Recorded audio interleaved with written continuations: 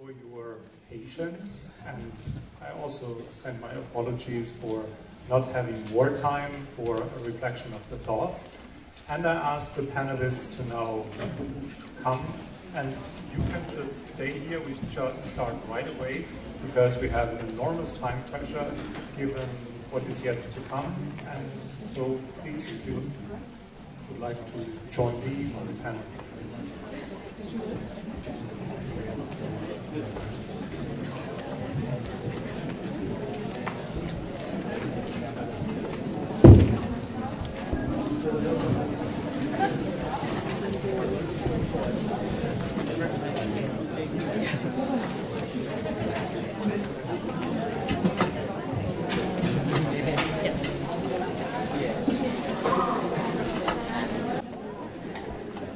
Those of us who couldn't find a chair so far, now it's more space over here in the front.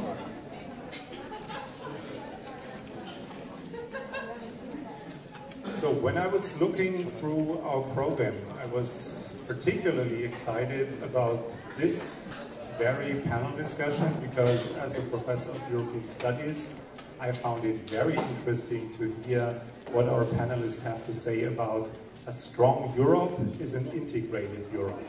One could think of what is cause and what is effect, but of course, the whole setting of 20 years ago, the wall came down, and this is a very German event, and we also celebrate this here in the German capital, is of course also a very European story. And we got this by a lot of our speakers here, which made very clear that this was not only the beginning of the unification of Germany, but the acceptance of a unified Germany, like a gigantic economic force and also a unified big Germany at the heart of Europe, could only be accepted if Germany is deeply embedded into something bigger, which is an integrated Europe. But the question is, from in a way, Eurocentric perspective, not only how can we make this Europe stronger?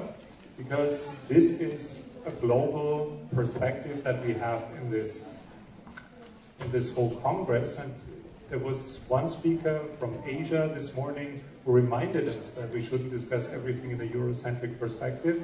So this is not just a European panel, but we rather try to think it in a European perspective.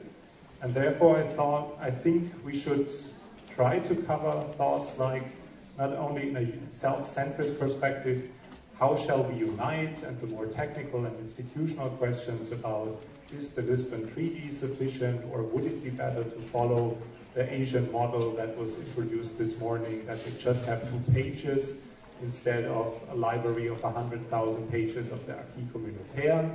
And is it about treaties and institutions, and more, does the world need a strong Europe? And if so, what is actually the cultural or the moral role of Europe as an international actor? So that leaves a lot of related questions, and I don't want to direct every speaker in the one or the other direction, and rather leave it up to each and every one to give his and her opinion. But before we start to do this, I, of course, as a moderator, want to introduce also the speakers here.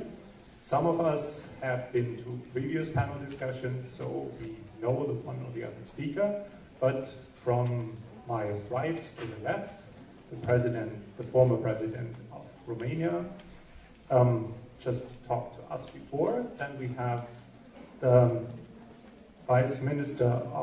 Deputy Minister of Defense of Bosnia-Herzegovina, Marina Pendes. And we have an elected representative of the European Demos from the European Parliament. Anna Hanikot Schoepges from Luxembourg is with us, who is also a former Minister of Culture and Religious Affairs. And to my left, we have the pleasure to have with us the former Foreign Minister of Turkey, Yakis. And we have from Denmark, Hilden, who is the former Minister of Culture of Denmark, and last but not least, Mr. Cimoszewicz, the former Prime Minister of Poland. Excuse my bad pronunciation of your Polish name. So let's start with people who haven't had a chance to talk here on the panel, and I hand over to Madame from Luxembourg. Thank you. And as we are short on time, I will say no introduction about Luxembourg. Luxembourg is perhaps more than any other country linked to Europe, and I would mention three things.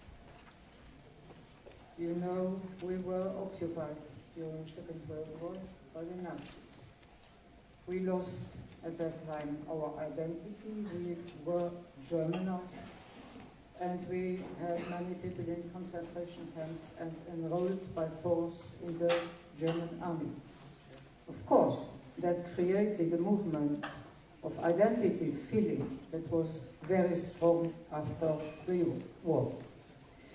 In 1930, established in Luxembourg the first private European broadcasting company, Radio Luxembourg. And Radio Luxembourg was the link to the world behind the wall. And many people told me after the accession to the European Union of new member states that they listened to Radio Luxembourg, that it was synonym of liberty and of freedom. And third, Robert Schuman was born in Luxembourg. 21 years of his life he spent in Luxembourg. He was educated there, speaking Luxembourgish, German, and French. So, as a person coming from the border, he knew quite well what is the German-French problem, what it has been at that time. European Union did not start with the Treaty of Rome. It started with the CECA and the Common Market for Steel and Coal. So the idea to have at one table those who built the guns, that was really the beginning of the Union. And as nobody wanted to have this new institution, neither the French nor the Germans, they could not have had it. So the Luxembourgers said, well, we take it. And the administration of the CECA was in Luxembourg, 1950. So many things have been linked to our small country. As a founding member, we would certainly not agree to be cut down in proportion to our population. And so that's one of the symbols of small member states. The European Union has been a success until now because there was this respect. The founding leaders sat at the table together because they had the attitude of forgiveness, and never the French and the Germans would have spoken to each other again had there not been their Christian background. And I think this attitude is lacking. Today we are missing the vision of the leaders. Sometimes we have the impression leaders are seeing only the short term and fighting each other publicly. So what comes afterwards, I think there will be perhaps space to say some words about the future, because we are at the very moment now at the change of the paradigm. We have the Lisbon Treaty. It's a very, very important. It will change everything with majority vote, with the power of the parliament, the new power of the parliament, the agricultural budget submitted to the vote of the parliament that will make a total change of agricultural policy in the European Union. There is, above all, the Charter of Fundamental Rights. And we are talking about nation states and about migration. And we adopted, most of us adopted this charter. So the nation state in the European Union gives rights to all the people within its borders. And these rights have to be ruled. There have to be regulations for these rights coming out of the Charter of Fundamental Rights.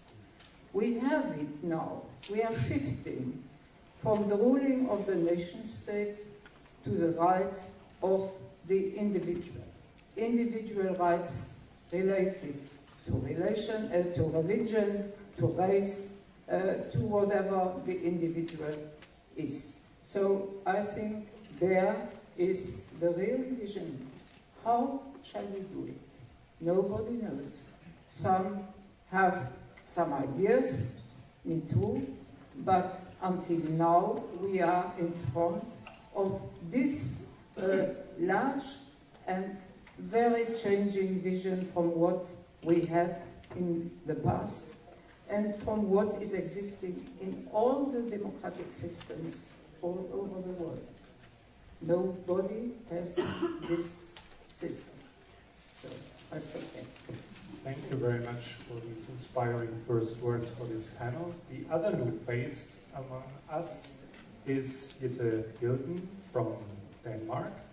And one special feature of European integration is, of course, that it tries to balance unity and diversity. And we had already the chance to listen to one speaker from Denmark, but there have been very specific positions from Denmark in the history of European integration, which made again very clear, similar to Luxembourg, that this is not about harmonization and everyone should be merged into something like a homogeneous Europe, but countries can be very, very specific and very diversified in something bigger. So from the perspective of where we should go beyond and to take this thought and continue with it, why should Europe become stronger? And is it just about to speak with one voice and make our voice to be heard in the international order louder? Or is there something which goes beyond this interest maximizing? Thank you. I'm born during the First World War. I'm a grandma of 6 grandchildren. I'm educated as a chemical engineer, and I've been a Minister for Culture in Denmark in a Labour government. So you can imagine I'm really going to the point future. That's what is in my mind, and that's what I want to tell you something about. Seen from my point of view, my parents' generation, they tried to make a social, very good place out of Denmark.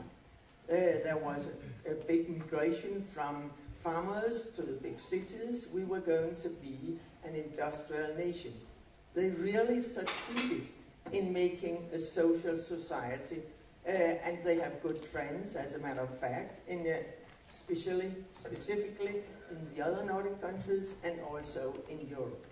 So my parents' generation, they took this opportunity to make a good nation where they lived, and they succeeded. My generation, we have been traveling along with Europe. Europe was divided, Europe was in war. As a matter of fact, Germany was in war with the whole world. So we took the opportunity to say, Europe is our destiny. We are going to find out what do we do with Europe. And we have had in different countries referendums concerning the European Union. And seen from my point of view, I really said no, no, no in '72 when we were having this referendum. We was 1/3 saying that and 2/3 saying yes, so Denmark was part of Europe. And then, seen from my political view, I just changed, okay, if Europe is the political destiny, then you got to get there, then you got to be there, because power is setting the agenda. And I think that's why all of you, young girls and young guys, you are here because you want to set the agenda. And sometimes you want to hear a little bit from your parents' generation, my generation. But seen from my point of view, You got a new challenge, and your challenge is the whole world. Here you are, it's not only your own country, it's not only your own town or your own family, it's not only local questions, you take the whole world. That's a big piece of cake, but I think you can do it because you are better educated, you have seen quite a lot because we have new technologies where you in a split second you can relate to anybody anywhere in the world. The world changed for 40 years ago, not only 20 years ago, but 40 years ago we could see we only have one world. For 40 years ago, Neil Armstrong set his foot on the moon.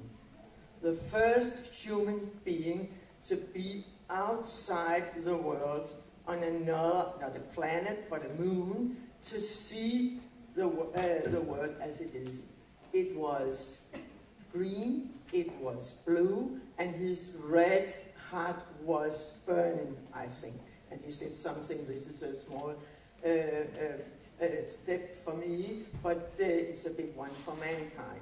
Since that time, nobody can tell any of us that we don't have a common place to do the things. Because what he saw, what we could see, he saw. As a matter of fact, I took one of my children, she was 2.5 years, put her to the television and said, just look. She can't remember, but I do remember. I put her in front of the TV to see this step, this big step for mankind. From that point, from that day, from that second, nobody can say, oh, we are just throwing things away. Ideas or garbage or whatever. There is no way. We only have one planet. And that's really changed the things in our heads. And they have been changed since. Then, 20 years ago, we saw the wall in Berlin, and then something also changed in our heads, changed with our ideas. And that now, 20 years even later, we have this new technology, so we can be in touch with each other. That means we can see the problems, the common problems. We have raised a discussion about Europe, and we have the technology, we have the tools to do something. So that's your opportunity, that's the perspective for what the young generation is going to do. In this conference we have been talking quite a lot about Europe, and of course I think it's interesting, but Europe is only one room in a very big house called the whole world. And Europe needs, specifically now, where Europe is extended to have almost all the countries, Europe needs every day new inspiration.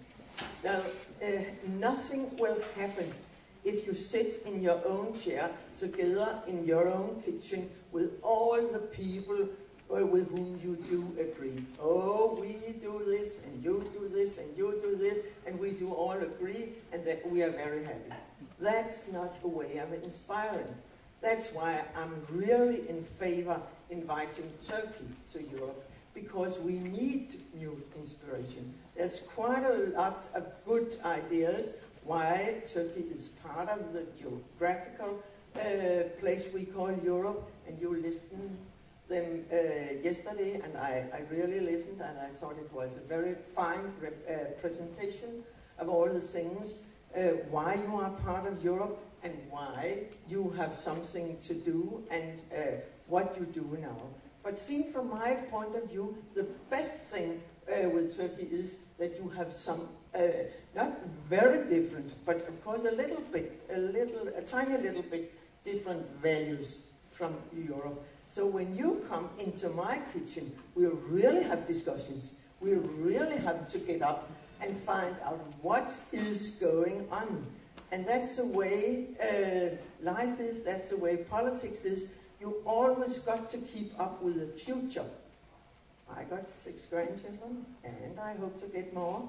So, and they'll just catch up and say, oh, Grandma, this is too little. Do get more perspective on what's going on in Europe. Take the whole world. That's your chance.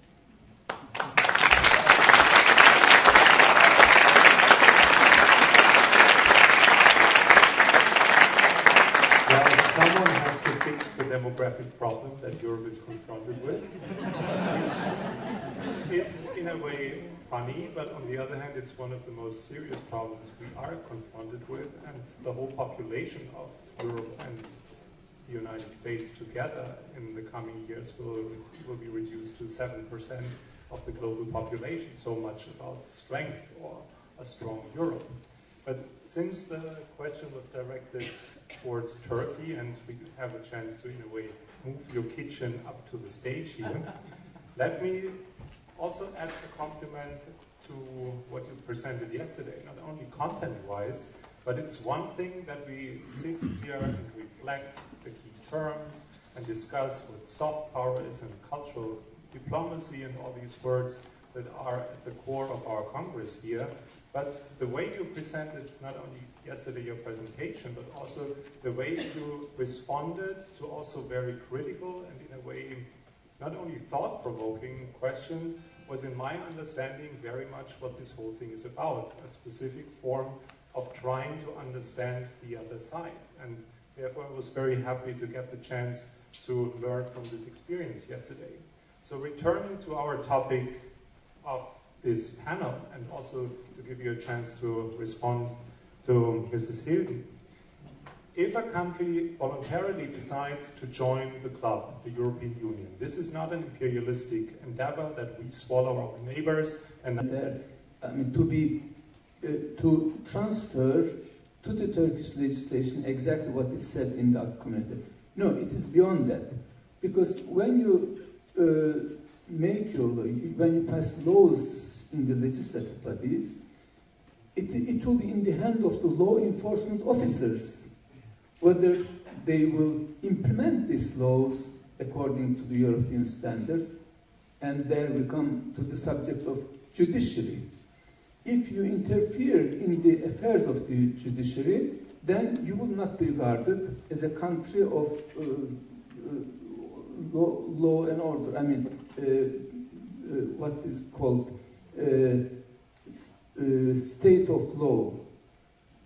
If you don't interfere, then the judiciary being independent, of course they will interpret the law according to their previous tradition and according to the jurisprudence. And this is an evolution which takes some time, but Turkey is in the right direction. It may take time. None of the Turkish officials and responsible so far said anything which could be interpreted as if Turkey would like to become a member of the European Union without fulfilling all the criteria. None of us has said this. So it's only after having fulfilled all the criteria. But when we come to the question of this European integration, stronger Europe, there, putting aside Turkey's accession process, we are, of course, leading towards a fortress Europe. Why do we do so? Why do I assess the progress like this? Because European Union has institutions such as Council, Parliament, and Commission, and the Judiciary, and now Monetary Union and Schengen.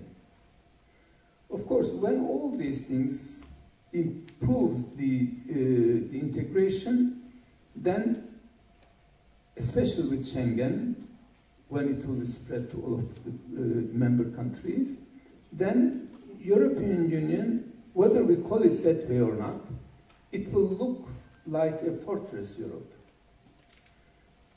Again, independently from Turkey's accession, whether Turkey is in or out, this may distance the fortress Europe from what Her Excellency the Minister said, when you look at it from the moon, it is blue planet and it is small in the universe, etc.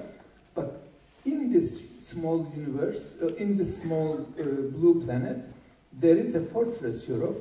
When you don't let people in, or you let the people with all these difficulties in getting visa, etc., then it will look like a fortress Europe. It will be integrated as a force for Europe within the European Union countries. But whether Europe as a whole will be strong enough to compete with others, this may be discussed a little further if there are questions. Thank you very much.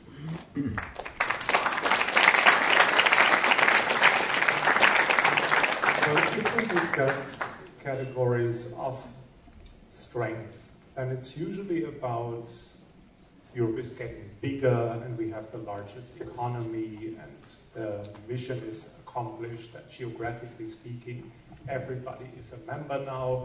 But this is in a way as if we take a comparison with us, and some of us might have the experience that gaining weight does not necessarily mean that we feel stronger. So it also needs something like let's strengthen muscles. And that's about what we consider as deepening, aside from widening. So deepening implied that we also work on our institutions, that we introduce methods like qualified majority voting, work on efficiency, democratic accountability, and so on, in which still each and every member state has its own perspective of what the whole thing is about. So when Poland joined the European Union with the 8 or the 7 other Central and Eastern European countries, plus Cyprus and Malta, some of the people in the old member states seem to believe that this is like German unification, that we just expand the West to the East and everyone looks, or everything will pretty much look like in the West, and they can be happy that we bring them institutions and so on. And although it was for quite some time a very turbulent discussion, like Nice or death and other very interesting slogans, I think the whole discourse helped to understand that there might be different perspectives on what European integration is about and what kind of Europe people in new member states want to live in. And so far, it hasn't been decided what the final destination is. And so a Polish perspective is equally relevant as one of a founding member state. So what is the perspective? Thank you. I'm afraid I will disappoint you in the first sentence, since in every democratic society we do not have any common position. So let me just present some my personal remarks and thoughts. Trying very briefly to answer directly the question if integration means more strength. I generally believe that yes, the answer is evident. Usually it means so, or at least integration is kind of precondition of becoming stronger, building bigger potential, and creating new opportunities, and so on and so on. However, you are absolutely right. There must be a very wise combination of, for instance, enlargement and deepening the integration, strengthening the integration. I will come back to this issue in a while. As many of you have probably noticed, a well-known American commentator and political science writer, Farid Zakaria, has recently published a book under the title "The Post-American World and the Rise of the Rest." The title says a lot about the content of the book. I wonder what would be the title of the book written about Europe and Europe's position in contemporary world. If not today, in near future, I'm afraid it may be titled "The World Without Europe," of course in metaphoric understanding sense of that. Already today, with all of our achievements, with all of the achievements of integration, with all of the achievements like the last enlargement, being very satisfied by the fact that finally we have Lisbon Treaty, so using American expression, we are going to improve the Union to some extent. I'm afraid that we are already now playing second-class role in global affairs, especially in political and economic affairs. And this may be not easy to be accepted, but it is better to tell the whole truth than to continue our very opportunistic way of discussing European issues, the problems we face together. That is so that we negotiated very hard during the IGC dealing with the so-called Constitution for Europe. In fact, I did that also myself. I can explain very easily what was the reason. That was not just a theoretical problem. That was a very practical political problem. Without hard bargaining, we couldn't expect to have the positive result of Polish referendum. And as we know, we are living in such a democratic, that's good of course, community where each nation can stop the process of going further. We have experienced that 3 times in the last couple of years. I personally believe that what is absolutely necessary for all of us, for our continent, for integrated part of it, is to go faster and farther, both in terms of geographical enlargement as well as making the mandate of the community stronger, deepening the integration, broadening the sphere of common policies, and so on. Do we have a chance to become successful in global competition? I think we do. We still do. However, it is going to be much more difficult than it used to be for centuries for Europe. This kind of new reality for most of us. This is a kind of mental challenge for many of us. Since Europe used to play a dominating role in global affairs for centuries. 70 years ago, Europe still believed that it ruled the world. Now it has to fight for surviving the competition. Why our position became so weak? First, because the others are moving much faster. So this is not our fault, but this is the present reality of the world. On our side, with all of the achievements which I mentioned just a while ago, we are probably too often too opportunistic, too undecisive, and sometimes too selfish. This, in my eyes, this is an evident contradiction between our common goals and common interests and traditional mechanisms of making political decisions. The 3 referenda are an example of what I'm talking about. We need to have easier decision-making procedures. We need to have more solidarity. We need to have more understanding of genuine community of interests of Europe. Does it mean that we should perceive the non-European world partners as enemies or a kind of threat? Of course not. We should continue very open policies. We should be very cooperative and so on. However, we should understand that there is probably the last moment in time when we still have a chance to make good use of the last advantage we still have.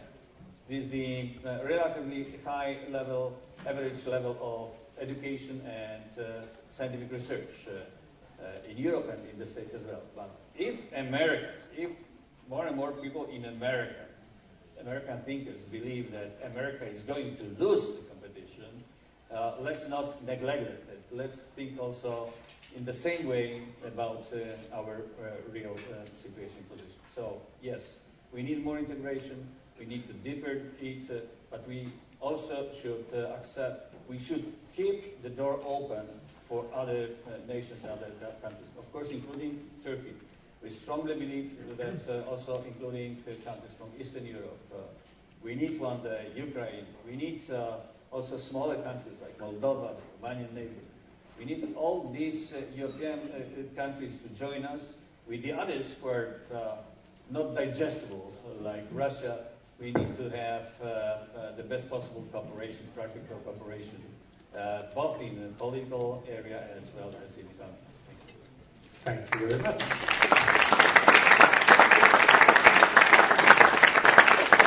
This sounds like good news for those of us who are not yet members of the European Union. And as an expert of defense policy, I heard that you studied at the Department of Defense in the University of Zagreb, that the EU could also deliver more in terms of hard power. How do you see the future of Europe as a powerful actor and also maybe as a normative actor? As you know, I'm coming from European country, but not from EU country. And if we talk about integrated Europe without Bosnia and Herzegovina, I don't see integrated Europe. First of all, we talk about war without war. I must say something about the war. Before 20 years, followed the Berlin Wall. In that time, that was some sign, that was some brick in the new structure or structuring for new Europe. In that time, that was, we justified for unification of Germany. In Eastern European country, we have democratic, maybe first democratic election. Many social, political, and economical development in Eastern Europe.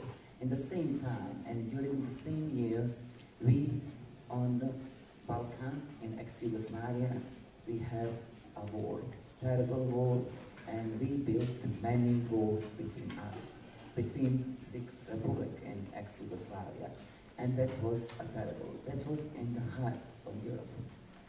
And who watched that? European country. Does they do something in that time? I don't think so. We built the wall based on the ethnical, based on the religion, based on the social differences between us. Now, during the 1995 war in my country stopped, and we tried to build our economy, to build our society, to build our relationship. Still now, we have success and build society and rebuild and reconstruct our country. But still now, we have many walls between us. That is invisible walls. And that walls, invisible walls, is the worst wall, or walls on the wall. And that is very important from European side, because we have just consensus in our very difficult country about two things that are NATO membership and EU membership. And over the wall, for us from Bosnia and Herzegovina, is EU and NATO. Who is guilty? Who built that wall? Maybe we in Bosnia and Herzegovina, but maybe European Union and maybe NATO. We must have better understanding between us. You must support us. I think when I say you must, I think on European country and a NATO country, support us in our intention to be a member of these two councils, EU and NATO. If you have a country like Bosnia and Herzegovina and other Western Balkans country in your neighborhood, and their country isn't a member of European Union, maybe you have, or maybe you can expect some problem. Do you need a problem? I don't think so. You can help us. I think you can help us. And without West Balkans country in integrated Europe, we cannot talk about a strong Europe, strong region, and integrated Europe. That is very important. Western Balkan must be in Europe, because we have our past many centuries, many thousand years ago. We are still there. Thank you very much.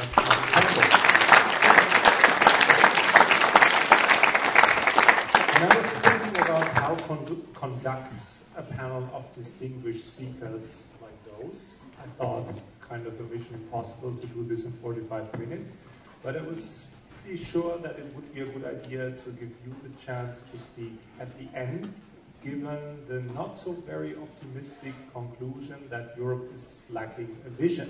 Because what we now got is a vision that Europe can democratize, Europe can increase its efficiency of its decision-making process, Europe can open for further culture of diversity, Europe should get stronger, Europe should tackle its demographic problem, and what else was presented as a vision. So what are your comments, not from the next generation of visionary people, but of this generation of visionary people? Is this what you were looking for? Yes, exactly. Yes.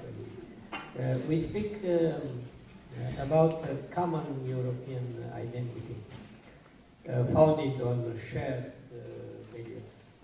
What are these values which define the European identity? How could be passed the national limits towards a common identity? The answer of these questions is the very heart of the European project, as well as within the European societies.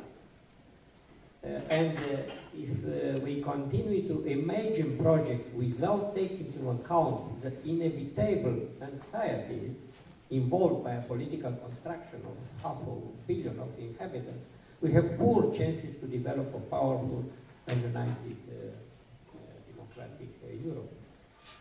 I believe the long way towards European solidarity should start from the very heart of every nation, local community, and even family, where we can often find many of the contradictions we describe as typical to the discrepancies between North and South, East and West worldwide. My generation is used to refer to European values, bringing into discussion democracy, freedom, citizens' equality, even getting to use these words without thinking on their substance. What means in the age of global communication to make Europe a participative democracy? To head to a practice of frequent public consultation, to include in the institutional mechanism the electronic referendum, to conceive an administration not only local or national but also European, that could be organized itself in accordance with new communication ways.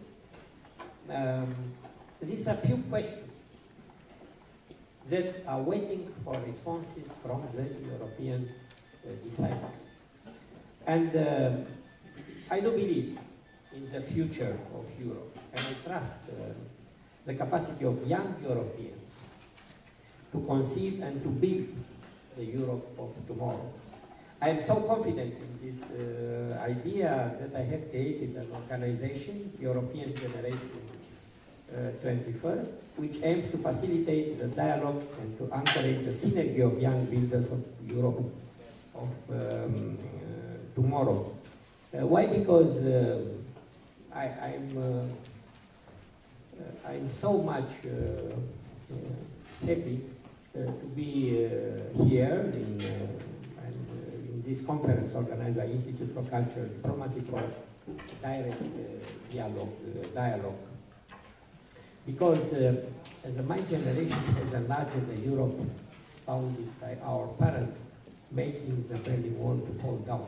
It is a very moment when a new generation should get thoroughly and amplify Europe values to the extent of their aspirations. Thank you very much, Mr. President. So this would be just a normal panel discussion. This would have been just the appetizer, the opener, and now we could dive deep into all the related questions. And the one I was starting with, the question of what's about Europe as a normative power, and does the world need a strong Europe, and how can we think of very specific cases given all the different representatives from all over the world that are here as another brain pool? This is not the case, because I was told to moderate this as a 45 minutes panel discussion, and there is more to come, but don't be too sad and too disappointed. ICD will continue to provide you with other opportunities, and there's another day to come. I thank you all very much for your contributions, and I'm very sorry that we don't have a discussion right now, but there will be more opportunities to come. And we also have a special guest tonight, and we shouldn't steal her time and also treat her with respect. Thank you very much again, and enjoy the reception.